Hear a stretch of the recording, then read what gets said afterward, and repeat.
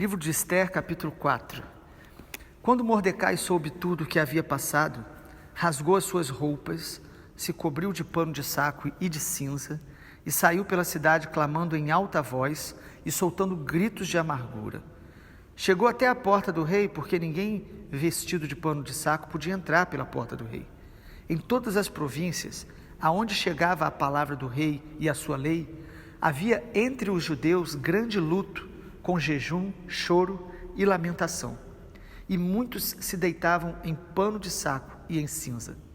Então as servas de Esther e os eunucos vieram e contaram a ela o que se passava. A rainha ficou muito aflita, mandou roupas para que Mordecai pudesse tirar a vestimenta de pano de saco e se vestisse, mas ele não aceitou. Então Esther chamou Hataque, um dos eunucos do rei, que este tinha escolhido para a servir, e lhe ordenou que fosse a Mordecai para saber o que se passava e por que ele estava fazendo aquilo. Hataque foi até a praça da cidade para encontrar-se com Mordecai junto à porta do rei. Mordecai contou tudo o que havia acontecido com ele. Disse também a quantia certa de prata que Amã tinha prometido pagar aos tesouros do rei pelo aniquilamento dos judeus. Também lhe deu uma cópia do decreto escrito que havia sido publicado em Suzã, ordenando a destruição dos judeus. Mordecai pediu a Hataque que mostrasse a cópia a Esther e a pusesse a par de tudo, a fim de que ela pudesse falar com o rei e lhe pedisse misericórdia e na sua presença lhe suplicasse pelo povo dela. Hataque voltou e transmitiu a Esther as palavras de Mordecai. Então Esther falou com Hataque e mandou que ele entregasse a seguinte mensagem a Mordecai: todos os servos do rei e o povo das províncias do rei sabem que para qualquer homem ou mulher que sem ser chamado entrar no pátio interior para falar com o rei, não há outra sentença que não a de morte, a não ser que o rei estenda para essa pessoa o cetro de ouro, para que viva. E eu, nestes 30 dias, não fui chamada para comparecer diante do rei. Essas palavras de Esther foram transmitidas a Mordecai, e então Mordecai pediu que respondessem a Esther: não pense que por estar no palácio real, você será a única entre todos os judeus que conseguirá escapar. Porque se você ficar calada agora, de outro lugar virá socorro e livramento para os judeus. Mas você e a casa de seu pai perecerão. Mas quem sabe se não foi para uma conjuntura como esta que você foi elevada à condição de rainha? Então Esther pediu que levassem a Mordecai a seguinte resposta: vá e reúna todos os judeus que estiverem em Suzã e jejuem por mim. Não comam nem bebam nada durante 3 dias, nem de noite nem de dia. Eu e as servas também jejuaremos. Depois irei falar com o rei, ainda que seja contra a lei. Se eu tiver de morrer, morrerei. Então Mordecai foi e fez tudo o que Esther lhe havia ordenado. O capítulo 4 de Esther fala sobre um clamor e jejum num cenário de crise. Diante das notícias que Mordecai recebeu, uma notícia de que todos os judeus seriam exterminados, uma notícia trágica que ia atingir todo o povo de Deus. A gravidade dessa notícia levou Mordecai inicialmente a uma atitude de humilhação, de jejum. Às vezes nós estamos vendo as coisas indo de mal a pior, problemas que a gente enfrenta de relacionamento, problemas da nossa nação, problemas às vezes na congregação. E a nossa atitude é de indiferença, de orgulho. Às vezes fazemos algumas orações muito superficiais para problemas graves. Irmãos, nós já temos falado isso, né? O livro de Esther, apesar de não aparecer o nome Deus, assim como o livro do Cântico dos Cânticos, Cantares, mostra a mão de Deus por trás de todo o cenário, de toda a história. Mas mostra Deus agindo não na passividade do povo. Deus ele age quando nós tomamos atitudes, quando nós respondemos à realidade, nos colocando diante dele com o coração inteiro, Quantas vezes a Bíblia diz que nós temos que buscar ao Senhor com todo o coração? Porque é muito fácil a gente não buscar, e é muito fácil a gente buscar a Deus de maneira superficial. Às vezes nós queremos experiências gloriosas com Deus, queremos a salvação da nossa família, queremos ser mais maduros espiritualmente, mas nós queremos que essas coisas aconteçam do nosso jeito. Mordecai, quando recebe a notícia de que os judeus iam ser exterminados, ele vê a gravidade e a emergência da situação. Ele entra diante do Senhor. O texto fala que ele foi o primeiro a ir a jejuar. Vamos perceber alguns detalhes interessantes. Primeiro, nós precisamos perceber que existem conspirações reais contra o povo de Deus. Eu sei que muita gente hoje, ela acredita em qualquer teoria de conspiração, mas também existem pessoas hoje que não acreditam em nenhuma, e aí existe o perigo, porque biblicamente sempre tem conspirações das trevas e dos que não conhecem a Deus contra o povo de Deus, conspirações reais. Ou seja, o que significa isso? Que tem coisas acontecendo neste exato momento que nós não sabemos. Exatamente assim. Entre as nações, em nossas cidades, e coisas também que nós enfrentamos espiritualmente, o mundo espiritual que nós não conhecemos claramente, que é o Senhor quem vai nos dando discernimento, percepção. Por isso nós precisamos ouvir o Espírito Santo, temos um coração quebrantado, temos comunhão para ouvirmos uns aos outros, para que juntos é que nós vamos discernindo as conspirações das trevas. Efésios capítulo 6, o apóstolo Paulo diz, a nossa luta não é contra carne e sangue, não é contra as pessoas, não é nem contra os governos, mas é contra os principados, potestades, e as nossas armas não são carnais, humanas, mas elas são poderosas em Deus, são armas espirituais que o Senhor nos dá. Irmãos, primeira realidade que precisamos perceber aqui no livro de Esther, que há conspirações reais contra o povo de Deus. Segunda questão que é importante observarmos, nós temos um papel chave no lugar e no tempo em que Deus nos estabeleceu. Mordecai primeiro começa a jejuar, clamar, se humilhar, se veste de pano de saco, ou seja, ele não vive mais como se as coisas estivessem acontecendo normalmente, ele se posiciona, e não só ele, o texto diz, irmãos, que onde o decreto do rei, de que os judeus seriam exterminados, pelas cidades que passava esse decreto, os judeus, eles também entraram no mesmo espírito de quebrantamento, de clamor, de humilhação. O versículo 3 diz isso: havia entre os judeus luto, jejum, choro, lamentação, e muitos se deitavam em pano de saco e em cinza. Nós vivemos neste ano um cenário de crise sem igual na nossa geração, e como nós temos sido, negar que existe um problema é extremamente nocivo. Não enxergar que existe conspiração direta contra o povo de Deus também é nocivo. Observar tudo e ficar apenas com medo, ficar apenas assustado e acreditando em qualquer coisa, também não é a atitude da igreja, do povo de Deus. A atitude do povo de Deus é se prostrar diante do Senhor, é invocar o nome do Senhor, é jejuar, é orar, é se unir em clamor, em choro, em lágrima, suplicando ao Senhor o favor dEle, suplicando ao Senhor os livramentos dEle, mas buscando ouvir o Senhor, ainda que o nome de Deus não apareça em todo o livro de Esther, capítulo 4. As pessoas que estavam ouvindo a notícia de destruição contra os judeus, elas perceberam que cada uma delas tinha o seu papel. Cada um de nós tem um papel chave naquilo que Deus está fazendo, quer fazer, no lugar e no tempo em que nós estamos.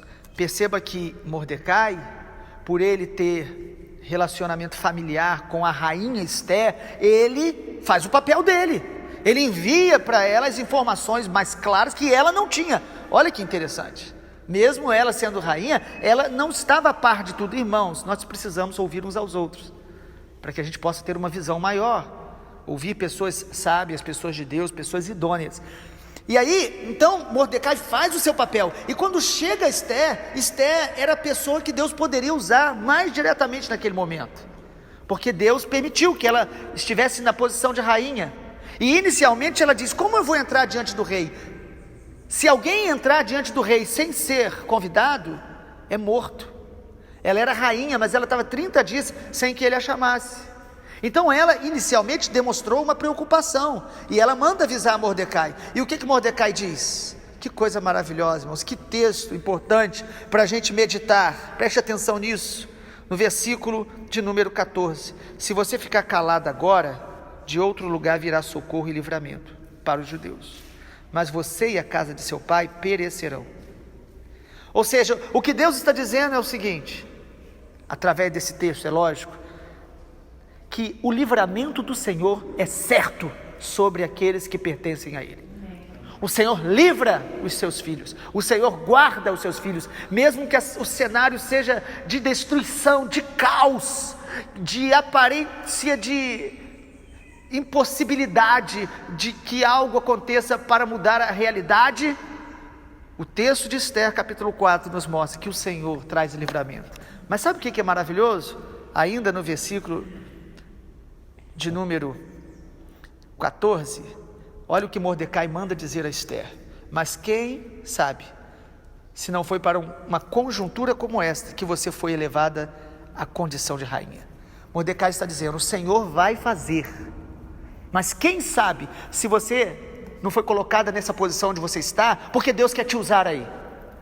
Então Mordecai diz, Esther, o Senhor quer te usar nessa sua posição, mas se você for omissa, o Senhor vai livrar o seu povo, mas você e aqueles que estiverem perto de você não serão livres. Irmãos, quando nós somos omissos na posição que Deus nos colocou, nós sofremos as consequências. Nós precisamos fazer a nossa parte, cada um de nós. O Senhor quer usar o governante na sua posição, o Senhor quer usar autoridades na sua posição, mas cada um de nós tem um chamado específico do Senhor e precisamos exercê-lo. Então cada um tem um papel chave nesse tempo, um papel de intercessor, um papel de alguém que dá testemunho do Senhor, que não se omite naquele lugar que Deus nos estabeleceu. A verdade é que todos nós temos responsabilidade em nossa área de influência. Há pessoas que só você conhece, que só o outro conhece. Há ambientes que só alguns entre nós que acessa. E Deus quer usar você, a cada um de nós, para influenciar, testemunhando do Senhor, fazendo a nossa parte, assumindo a nossa responsabilidade. E aí a gente percebe que o que Esther fez? Esther manda um conselho para Mordecai. Que coisa maravilhosa, irmãos. Mordecai era autoridade sobre ela. Ela escutava sempre os conselhos dele. Você percebe neste livro, assim como no livro de Ruth, que os sábios escutam bons conselhos. Os sábios se submetem às autoridades, são leais. Mas Esther também dá um conselho. Olha o versículo 15. Esther pediu que levasse a Mordecai a resposta: vai e reúna os judeus que estiverem em Suzã, jejuem por mim. Não comam, não bebam nada. 3 dias de jejuns absoluto, total. Eu e as minhas servas também jejuaremos. Perceba que ela coloca as pessoas ao lado dela, debaixo daquela mesma necessidade de dependência de Deus. O jejum é uma maneira de mostrarmos que dependemos do Senhor, mortificando a nossa carne, trazendo a nossa atenção e foco totalmente para o Senhor, para ouvi-lo. Depois irei falar com o rei. Interessante, irmãos, que Mordecai, versículo 17, foi e fez o que Esther lhe havia ordenado. Não existe ninguém que não precise de conselhos. Inclusive aqueles que são autoridade, eles precisam também ouvir os seus liderados. Esther aqui aconselha Mordecai. Que coisa maravilhosa. Nós sempre estamos aprendendo uns com os outros. E se convoca aí um grande jejum. 4 vezes no livro de Esther fala sobre jejum. Sabe o que é interessante? É que justamente também Esther fala muito sobre banquetes. Há um contraste, então, daqueles que conhecem o Senhor com aqueles que não conhecem. Os que não conhecem ao Senhor, eles vivem apenas para ter os seus prazeres, comprar o que eles querem, gastar no que eles gostam, se alimentar de tudo que eles podem, pensam somente em si, uma vida voltada apenas para as coisas naturais. Agora, aqueles que são do Senhor, eles percebem a realidade. Quando precisam jejuar, quando precisam orar, quando precisam estar juntos, se posicionar. Eles querem manifestar a glória de Deus, eles querem honrar o nome do Senhor, eles querem preservar as leis do Senhor, porque o grande ataque que surgiu contra os judeus Foi porque eles não se dobraram diante do rei. Ou melhor, sobre o Amã, eles não se prostraram, não havia uma idolatria no coração deles. Eles seguiam as suas próprias leis. A perseguição do mundo contra o povo de Deus é porque eles querem que a gente viva igual a eles. Eles querem que a gente concorde com o que eles fazem. Alguns anos atrás, muitas pessoas que viviam no pecado, elas queriam apenas que a gente pelo menos respeitasse. Hoje não. Elas querem hoje que a gente pense igual a elas e nos agridem com palavras e também com atitudes, porque nós discordamos dela dizendo que aquela atitude é pecado. A Bíblia diz que é e nós vamos falar e seremos perseguidos. Mas nós estaremos numa atitude de jejum e oração, de quebrantamento, entregando ao Senhor os cuidados e não reagindo também à perseguição com rivalidade, com ódio. O povo de Deus, irmãos, ele vai exalar a presença de Deus, o perfume de Cristo. Mas, irmãos, 4 vezes há jejuns nesse livro. No capítulo 4, aí, versículo 3, o jejum como uma reação espontânea de lamento diante de uma lei, de um decreto de morte. Quando você está diante de uma situação, você percebe que está afrontando a vontade de Deus, deveríamos naturalmente entrar no propósito de jejuar. No capítulo 4, versículo 16, a gente vê aí o Esther, um jejum de tristeza e também prevendo uma calamidade. A calamidade estava por vir, ela entra em jejum. No capítulo 9, versículo 31, tem um jejum de comemoração, celebrando o livramento que o Senhor trouxe. Que o Senhor nos abençoe e que nós possamos ser sensíveis ao Senhor para saber os tempos de orar mais e jejuar mais. O Senhor Jesus falou que quando o noivo fosse tirado, ou seja, ele seria tirado do campo visual dos discípulos, porque ele está conosco e nós nos relacionamos com ele espiritualmente, os seus discípulos jejuariam, a noiva jejuaria. Nós estamos próximos da volta do Senhor e o jejum feito com sabedoria, ele certamente fará bem ao nosso espírito, nossa alma, nossa mente, nosso corpo, e com o propósito correto. O jejum bíblico nunca é por propósitos materiais, ambições pessoais. O jejum bíblico, ele é um adicional à oração, para que a gente possa orar mais concentrado. Até o tempo que a gente gasta, às vezes, fazendo e se alimentando, nós diminuirmos para estarmos mais com o Senhor, ouvirmos o Senhor, ministrar ao Senhor. Esse é o propósito, para que o Senhor nos use no cenário que nós estamos. Esther capítulo 4, o clamor e o jejum no cenário de crise.